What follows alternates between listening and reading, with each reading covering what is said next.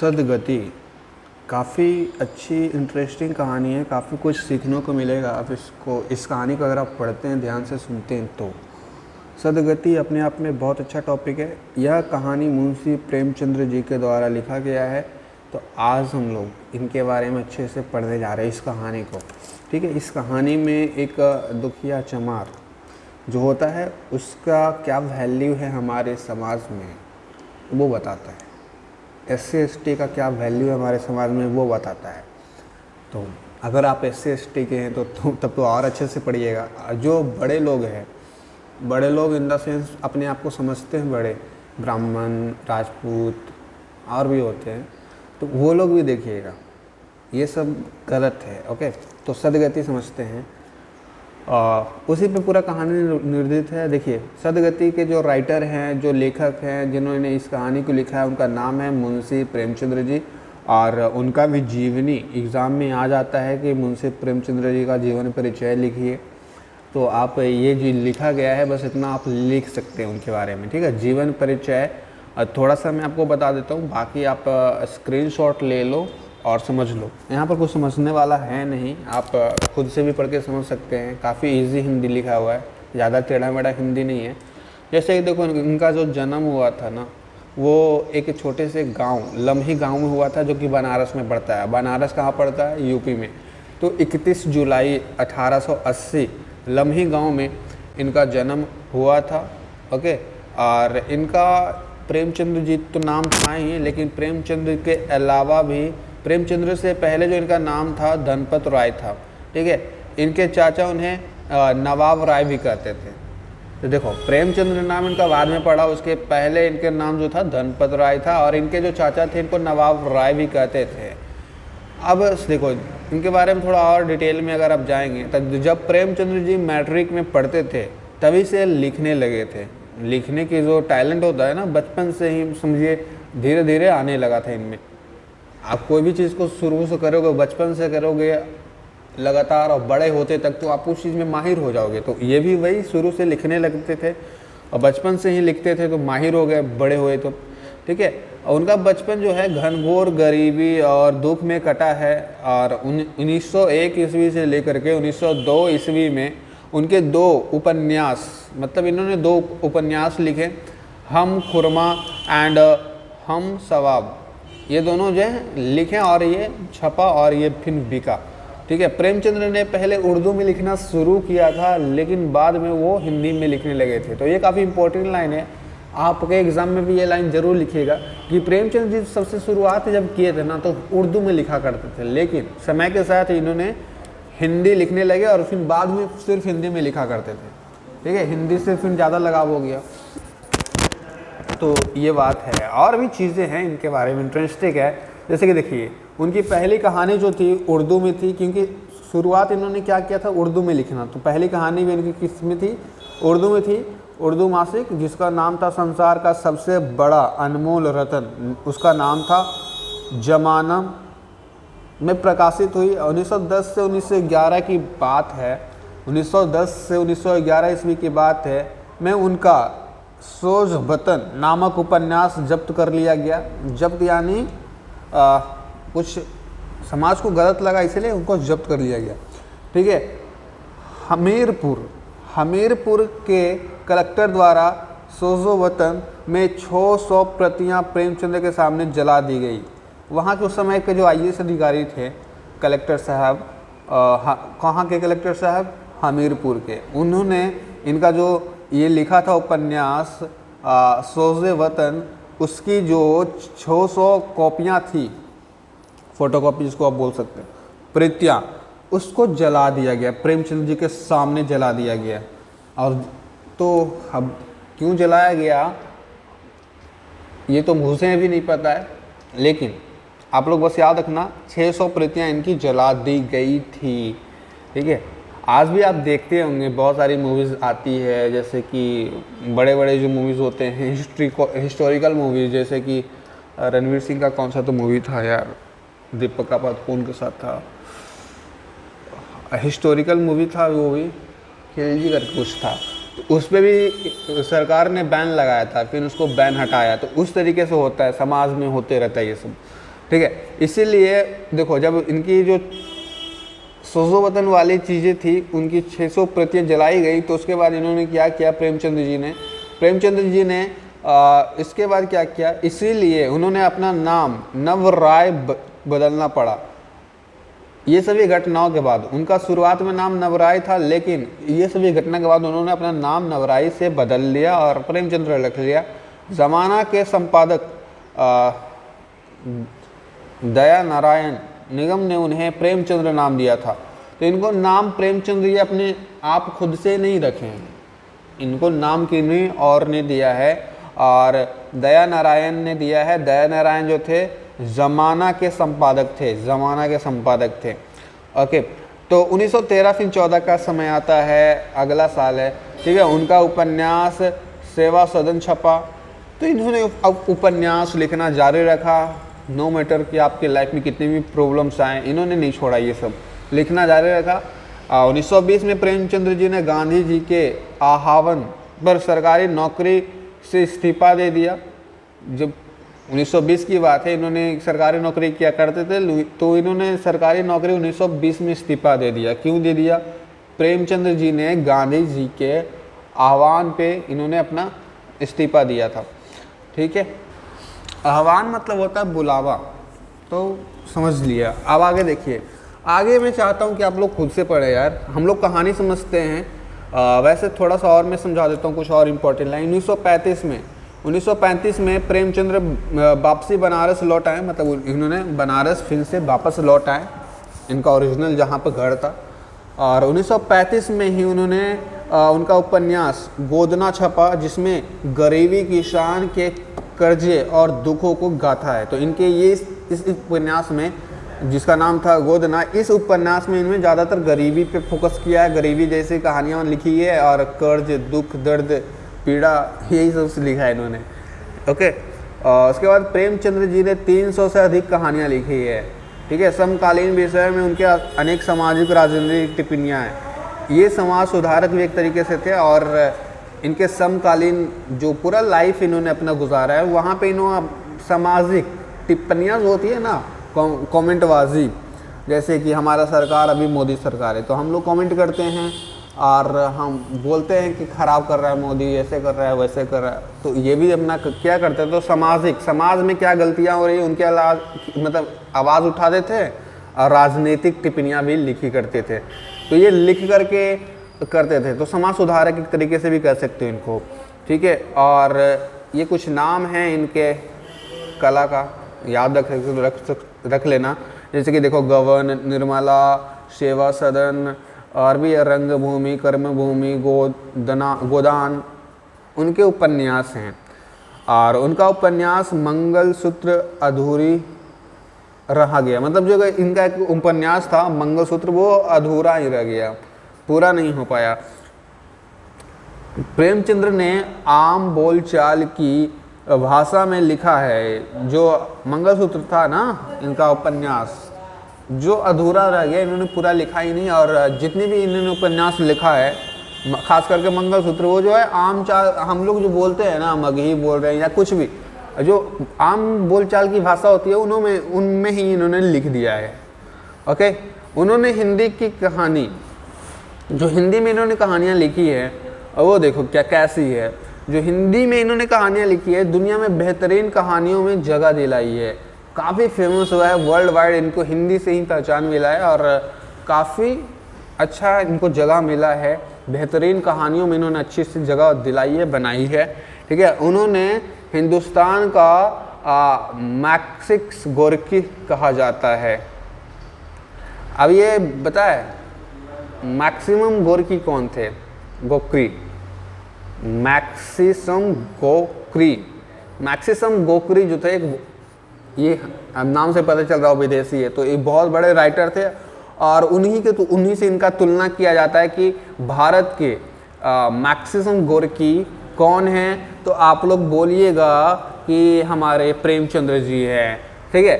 सभी देश प्रेमियों को प्रेमचंद्र का साहित्यिक जो भी इन्होंने लिखा है, कहानी वगैरह, वो सभी चीज़ साहित्यिक चीज़ें ज़रूर पढ़ना चाहिए, जैसे कि आपको भी पढ़ना चाहिए, हमको भी पढ़ना चाहिए, पूरे देशवासियों को पढ़ना चाहिए, ठीक है। उन्होंने बिना जो आगे आगे देखो, उन्हें पढ़े बिना हिंदुस्तान के ग्रामीण समाज नहीं समझा जा सकता है। इनकी कहानियाँ को आप पढ़ेंगे ना, तो जो हमारा ग्रामीण समाज है, जो विलेज में रहा करते हैं, समझते हो, जो रूरल लोग हैं, उनको आप अच्छे से समझ सकते हैं, काफ़ी अच्छे से समझा जा सकता है।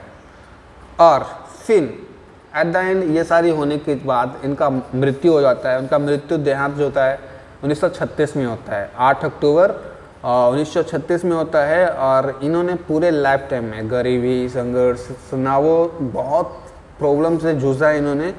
और तनावों में 56 वर्ष की आयु में ही प्रेमचंद्र जी की मृत्यु हो जाती है। मतलब 56 साल हुआ और इनकी मृत्यु हो गई, ख़त्म।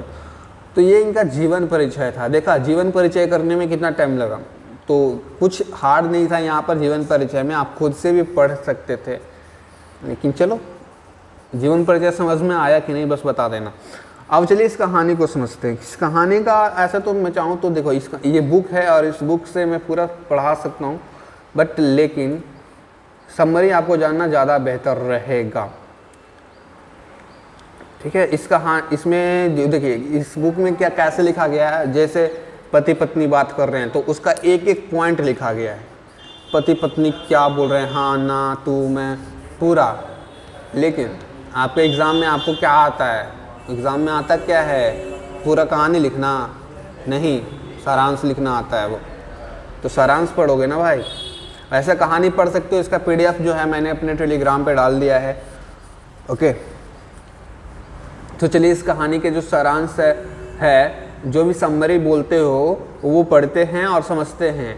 इस कहानी में मेनली ये जो दुखिया चमार होता है ना, ये दुखिया चमार उन पे बेस्ड है। और इस कहानी में मेन जो कैरेक्टर है ये है, और इसकी एक पत्नी है, और एक और पंडित जी हैं और पंडित जी की पत्नी है।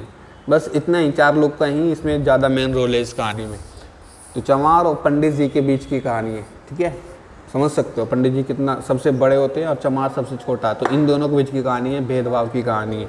समझते हैं कहानी को। अब ध्यान से सुनना कहानी को, नहीं तो मिस करोगे एक भी लाइन तो फिर गड़बड़ हो सकता है।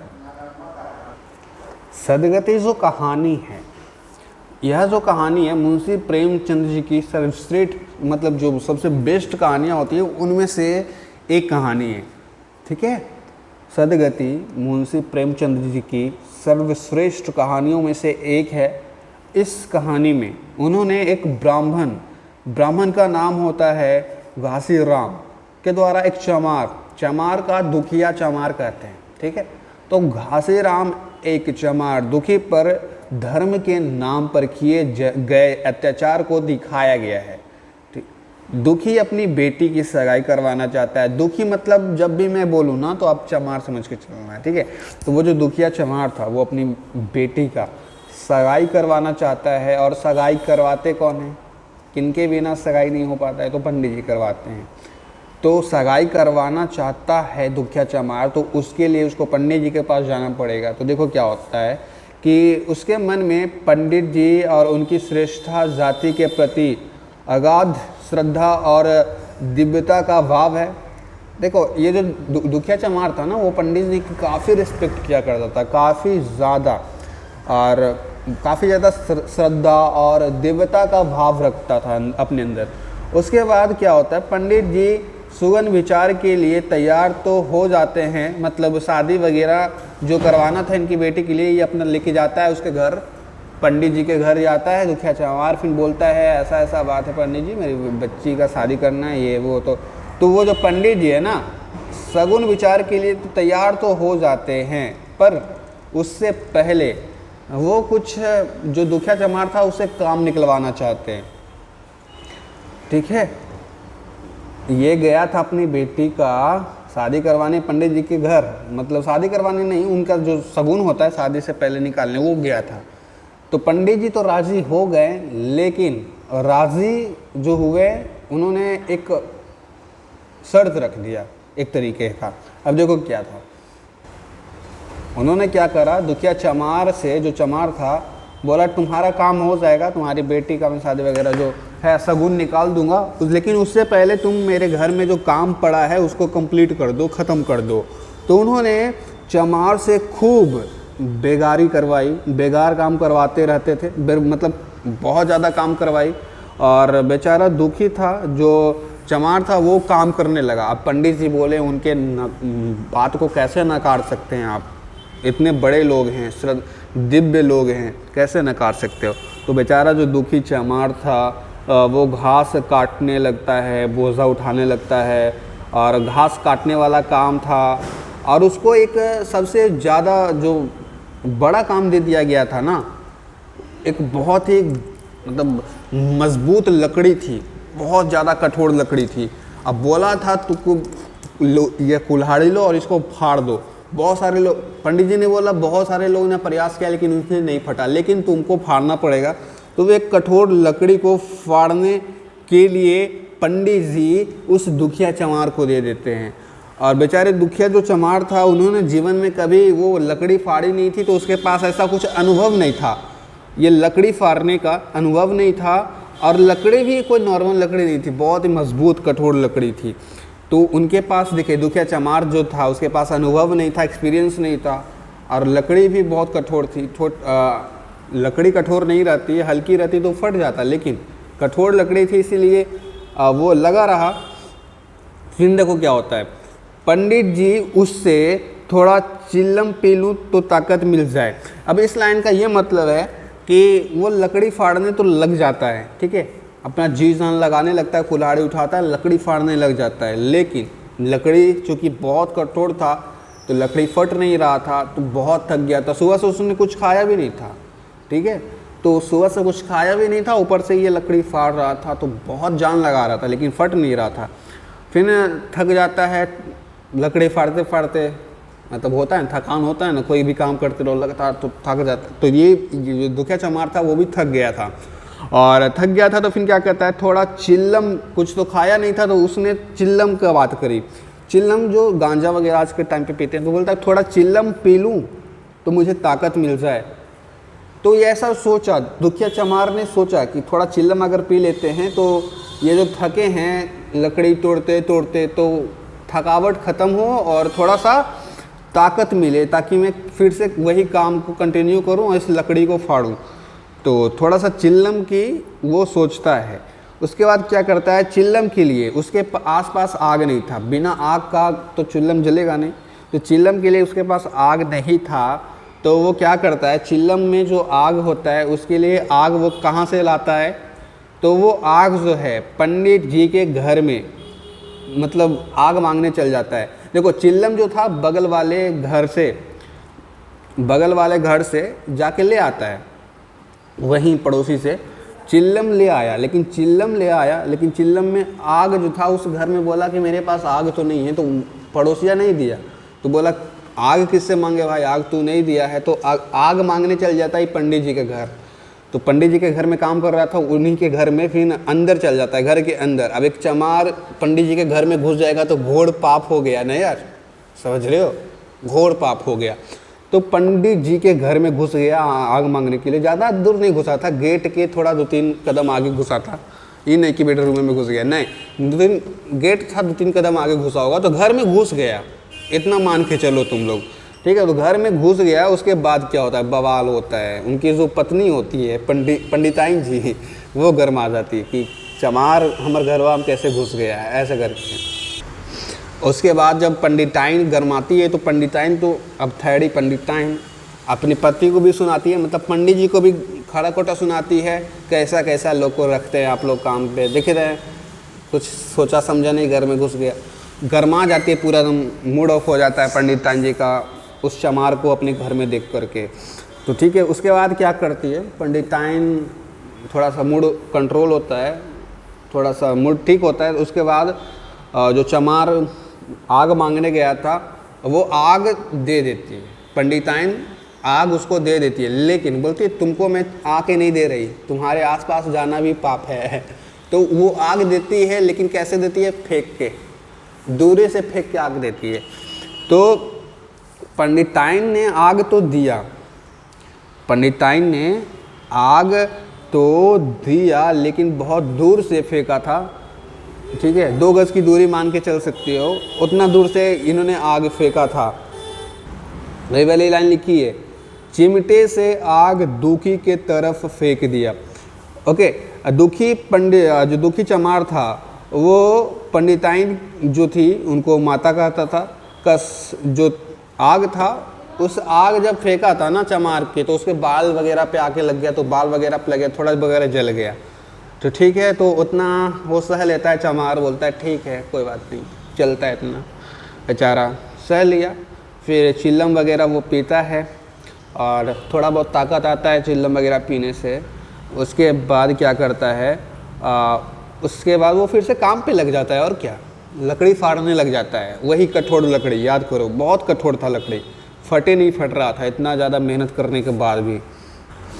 फिर ऐसा वो सोचता है, जो दुखिया चमार था ना, वो सोचता है मेरे से आज बहुत बड़ा पाप हो गया है यार। मतलब काम करते रहता है, काम करते करते सोचता है मेरे से बहुत बड़ा पाप हो गया। मैं पंडिताइन जी के घर में घुस गया बिना पूछे, और पंडिताइन जी के घर में घुस करके मैंने उनके घर को अपवित्र कर दिया। तो ऐसा सोचने लगता है। कौन सोचता है? दुखिया चमार के मन में ऐसा सब जो थिंकिंग है आने लगता है, सोचने लगता है। और फिर कहता है ये जो पंडिताइन जी ने जो आग फेंक के मुझे दी जिससे मेरा माथा जल गया, ये उसी का फल है। मैंने उनके घर को अपवित्र किया, भगवान ने उसको मुझे फल दिया है, मेरा माथा जला दिया आग से। तो ऐसे करके वो काम करते रहता है, अपना काम को जारी रखता है, कंटिन्यू रखता है। फिर आगे देखो क्या होता है। फिर ये अपने काम पे लगा रहता है। उसके बाद पंडित जी वो जो थे वहाँ के, वो अपना खाना वाना खा करके सो जाते हैं। उनको भूल गए थे कि एक बाहर में बेचारा दुखिया चमार काम कर रहा है, वो कुछ काम से आया है, कुछ मतलब नहीं है। पंडित जी खाना वाना खा के आराम फरमाने चल जाते हैं, सोने चल जाते हैं, और जो काम था वो पंडित जी को याद नहीं रहता है। फिर देखो क्या होता है। लेकिन दुखी जो था वो क्या करता है, दुखी से खाना के लिए पूछते तक नहीं है, और दुखी खाली पेट सुबह से शाम तक काम करते, थकान भूख कमजोरी के चक्कर खा करके गिर जाता है। ठीक है, बहुत ख़राब होता है। देखो सुबह से कुछ न कुछ खाया नहीं था, थोड़ा सा बीच में चिल्लम पिया, ठीक है, तो सुबह से कुछ खाया नहीं था, तो वही भूख थकान कमजोरी की वजह से उसको चक्कर आ जाता है काम करते करते, और वो गिर जाता है। ठीक है, और देखो पंडित जी कितना बेशरम थे, उससे काम करवा रहे थे तो कम से खाना तो पूछना चाहिए था कि खाओगे कि नहीं। शाम हो गया था, सुबह से शाम नहीं पूछा, उसी कारण वो कमजोरी चक्कर खा करके गिर जाता है बेचारा दुखिया चमार। और ऐसा गिरता है दोबारा उठता ही नहीं है। समझ रहे हो कहने का मतलब मेरा क्या है? ऐसा गिरता है दोबारा उठता ही नहीं है, मतलब मर जाता है। अब देखो क्या होता है, मर जाता है तो फिर पंडित जी का नींद खुलता है, खाना खा कर जो सो गए थे, सोने के बाद उठते हैं, नींद खुलता है, और पंडित और पंडिताइन उस बेचारे अभागे चमार के लाश के ऊपर मतलब दया भी नहीं करते हैं। जैसे कि देखो उसके घर के सामने उसका काम करते करते, पंडित जी का काम करते करते, लकड़ी फाड़ते फाड़ते किसी की मृत्यु हो गई है। चमार ही है लेकिन मृत्यु तो हुई है ना। अब कोई मर जाता है तो कम से कम दया भाव होता है ना, तो वो भी नहीं था। पंडित जी को तो और ऐसा लग रहा था कि अरे यार इसको मेरे घर ही मरना था, कहीं रोड पे जाके मरता। और मतलब होता है कि दया दिखाया यार, तो वो भी नहीं, ऊपर से कोस रहा था उस चमार को। तो फिर क्या करता है, पंडित और पंडिताइन जो थी आपस में ऐसे ही बोलने लग जाते हैं, तू मैं करते रहते हैं। उसके बाद बोलते हैं इसकी लाश को कोई आकर ले जाओ, इसके जो जाति के हैं। चमार के लाश को पंडित जी तो छूने वाला नहीं है, तो पंडित जी उसके लाश को छूता तक नहीं है। एक दिन वैसे ही बीत जाता है, उसके लाश को लेने कोई आता भी नहीं है। उसके लाश पे रोने उनकी पत्नी जो थी, उनकी परिवार तो आते हैं, लेकिन उसके लाश को वहाँ से कोई नहीं ले जाता है, पंडित के घर में ही छोड़ देता है, बोलता है तुम ही रखो। तो पंडित जो था इससे फ्रस्ट्रेटेड हो गया, मतलब एक दिन लाश हो जाएगा तो कोई भी जो लाश होता है मरा हुआ, तो वो थोड़ा सा जितना दिन होगा वो थोड़ा सा गंध देने लगता है। ठीक है, तो वही थोड़ा सा होने लगा, दुर्गंध आने लगा, और इससे परेशान हो गया पंडित जी। कोई ले भी नहीं जाता है इसको। और फिर पुलिस का भी चक्कर हो जाता है ना, गांव वाले ने बोला कि मैं इस लाश को नहीं ले जाऊंगा, ये वो पुलिस वगैरह हम लोग को पकड़ लेगी, तो सारे गांव वाले डरे हुए थे पुलिस का चक्कर के कारण। तो गांव जो जितने भी वहाँ के आसपास के लोग थे, उसने बोला इस मैटर में हमको इन्वॉल्व नहीं हो रहा है, पंडित जी का मामला है, चमार का मामला है, ये दोनों को निपटने दो। तो गाँव वालों ने भी साथ नहीं दिया इसमें, पंडित जी परेशान, कोई साथ इसको ले क्यों नहीं जा रहा है। तो लास्ट में पंडित जी ने खुद इस लाश को छुआ नहीं, इस लाश में रस्सी बांध दिया, और उस रस्सी को, मतलब थोड़ा सा लंबा रस्सी था, उस रस्सी से घसीटते हुए जब लोग सो जाएंगे, कोई नहीं देख रहा होगा, तो उसको उस गांव से बाहर फेंकाते हैं उस लाश को। फिर फाइनली बोलते हैं आ करके मेरा काम कंप्लीट हुआ। फिर आगे देखो क्या होता है, फिर आगे कुछ नहीं होता है, यहाँ पे जो कहानी है ख़त्म हो जाता है। देखो उस लाश को फेंक आए थे, उस लाश को फेंक आने के बाद अपना आपको नहाते वहाते हैं, धो धा के एकदम चंदन टीका लगाते हैं, हवन उवन करते हैं, घर को फिर से पवित्र करते हैं। उसके बाद फिर ख़त्म हो जाता है कहानी यहीं पे। और इस कहानी में क्या आपने सीखा, इस कहानी में देखा एक पंडित जी जो उच्च जाति का था, उसने किस तरीके से पिछड़ी जातियाँ, SC ST है जो आज के टाइम पे, ठीक है, तो पिछड़ी जातियों के प्रति असंवेदनशील साबित, मतलब उनका जो नेचर था असंवेदनशील था। कितना उन्होंने अत्याचार किया बेचारे पे, एक तो काम भी करवाया और ऊपर से काम किया तो कुछ खाने के लिए भी नहीं दिया। और उसी कारण वो काम करते करते, मेहनत करते करते, बीच बीच में काम करते रहता था ना, आके उड़ता था, काम करने सही से कर रहे हो, वो तो करने लगा। सब होने के बाद बेचारा मर जाता है। मरने के बाद भी बहुत बेरहमी से पेश आया उस लाश के साथ पंडित जी। तो ये पंडित जी ने बहुत बेरहमी से इसकी जान ली है, एक तरीके का हत्यारा था पंडित जी कह सकते। तो प्रेमचंद्र जी ने यही साबित करना चाह रहे हैं कि इस दुखी चमार का जो शोषण ब्राह्मण कर रहा है, जो ब्राह्मण जो होते हैं, जो इनके साथ अत्याचार कर रहा है, शोषण कर रहा है, इस अत्याचार को, इसे अपने शोषण का पता तक नहीं है, ठीक है। इसमें वर्ग चेतना का अभाव है, लेकिन उसी गांव का गोड़ा जिसे थोड़ी सी वर्ग चेतना है, वो इसकी लकड़ी फाड़ने में भी मदद करता है। और इसके मर जाने पर गांव के लोगों को दुखी चमार के लाश को ब्राह्मण के दरवाजे से नहीं उठाने की अपील करता है। देखो यहाँ पर एक और कहानी में एक और इंसान था जिसकी जिक्र मैंने नहीं करी है। देखो जब ये लकड़ी फाड़ रहा था ना दुखी चमार, जब दुखी चमार लकड़ी फाड़ रहा था, तो इस लकड़ी फाड़ते के दौरान एक इंसान आया था और उस इंसान ने इस दुखी चमार को समझाया कि तुम जो लकड़ी फाड़ रहे हो, इतनी मेहनत कर रहे हो, उसके बदले तुमको क्या मिल रहा है, क्यों बेगारी कर रहे हो दूसरों का। तो उसने दुखी चमार को समझाया, लेकिन दुखी चमार नहीं रुका, काम पे लगा रहा। फिर वो जो आदमी था बोलता है लाओ मैं कर देता हूँ, तुम्हारा काम आसान हो जाएगा, मैं लकड़ी फाड़ देता हूँ। तो वो जो आदमी था दुखी चमार का हेल्प करता है, थोड़ा बहुत लकड़ी फाड़ने में मदद करता है, लेकिन उससे भी नहीं फटता है, लकड़ी काफ़ी कठोर थी। तो वो जो वहाँ पे जो उस दोस्त था, दुखी चमार का एक तरीके से दोस्त समझ सकते हो, तो वो जो इंसान था ना उसका मदद करता है, नहीं फटता है तो वो वहाँ से हार पार के चल जाता है। फिर बोलता है कि छोड़ दो, ये सब मत करो, ऐसे कुछ खा पी लो, अगर ऐसे करते रहोगे तो मर जाओगे। तो वो जो दुखी चमार था बोला कोई बात नहीं, मुझे काम मिला है, मैं काम कंप्लीट करूँगा। फिर काम करते करते वैसे ही उसकी मृत्यु हो जाती है। फिर वही इंसान जब दुखी चमार की मृत्यु हो जाती है तो वही इंसान पूरे गांव से अपील करता है कि इस दुखी चमार के जो मृत्यु हुई उस मामले में आप लोग टांग नहीं अड़ाइए, नहीं तो पुलिस वगैरह का मामला आ जाएगा। तो कोई गांव वाला इस दुखी चमार के लाश को उठाने नहीं आता है। तो वही इंसान था, सबसे अपील करता है सबसे, ठीक है। तो यहाँ पे ये कहानी ख़त्म हो जाती है और इस कहानी में आपको समझ में आ गया होगा कि क्या कहना चाह रहे हैं मुंशी प्रेमचंद जी। बहुत अच्छी कहानी उन्होंने ये लिखी है। फिर लास्ट में ये लाइन देख लो, ख़त्म हो जाएगी कहानी। लेकिन सवाल जो है हमारे मन में ये उठता है, सवाल यह है कि ऐसे ब्राह्मण है कहाँ। मैंने अपनी पूरी ज़िंदगी में आज तक एक भी ऐसा दुष्ट ब्राह्मण नहीं देखा है जो किसी गरीब को बेगार करा के जान ले ले। ऐसा ब्राह्मण आपने भी बहुत कम देखा होगा। लेकिन होते हैं कुछ कुछ अपने आप को बहुत ही तीसमार खान बड़ा समझते हैं, तो मैंने ये बिल्कुल नहीं, मुंशी प्रेमचंद जी कहते हैं, मैं ये बिल्कुल नहीं कहना चाह रहा हूँ कि इस देश में दलितों पर अत्याचार नहीं हुआ है, लेकिन प्रेमचंद जी का वर्णन अति सोक्तिपूर्ण है। और उस समय के जो ये देखिए, ये कहानी जो लिखी गई थी ना, उस समय प्रेमचंद जी का जो समय था, चल रहा था 1912-13, उस समय की जो कंडीशन थी उसको देख करके इन्होंने लिखा था ये कहानी। आज भी है लेकिन आज थोड़ा कम हो गया है, लेकिन पहले ये सब ऊंच नीच जात पात ज़्यादा था, उन पे आधारित है ये कहानी। और ये जो कहानी है उस समय का जो वामपंथ आंदोलन था उससे प्रभावित है।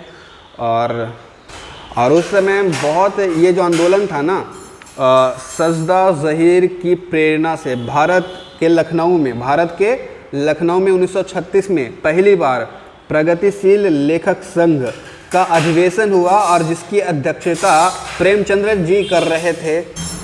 और ये जो अधिवेशन था, ये आंदोलन था, उसका क्या मतलब गोल था, इस अधिवेशन और जो भी था उसका साहित्यिक जगत में वामपंथ जो हमारे एसएसटी हैं या फिर जो भी है, उन पे जो दुर्व्यवहार हो रहा है, पदोभाव हो रहा है, उसको आगाज़ मतलब ख़त्म करना था, यही इनका मेन मोटिव था। यह वो समय है जब साहित्यिक में प्रतिपाद का आरंभ हुआ, जिसकी सुगबुगाहट, ठीक है, क्या है, सुगबुगाहट कुछ वर्ष पहले ही अनेक रचनाओं में दिख गया था। उसके बाद ये कहानी यहाँ पर ख़त्म हो जाती है। उसके बाद ये सभी जो लिखी गई है ना, उस समय की थोड़ी सी बात चर्चा करी गई है। तो बेसिकली इस कहानी में जो दलितों पे अत्याचार हुआ करता था पहले के ज़माने में, आज के ज़माने में भी होता है, उस पर बात करी गई है। और ये सभी नहीं करना चाहिए, इस कहानी से यही सीख मिलता है, ठीक है। सभी एक समान है, हम लोग डेमोक्रेटिक लोकतांत्रिक देश में रहते हैं, समझते हो भाई। तो कहानी ख़त्म हो गया, ये आप लिख सकते हैं, आप लेना चाहें तो ले लो। यहाँ पर क्या स्क्रीनशॉट,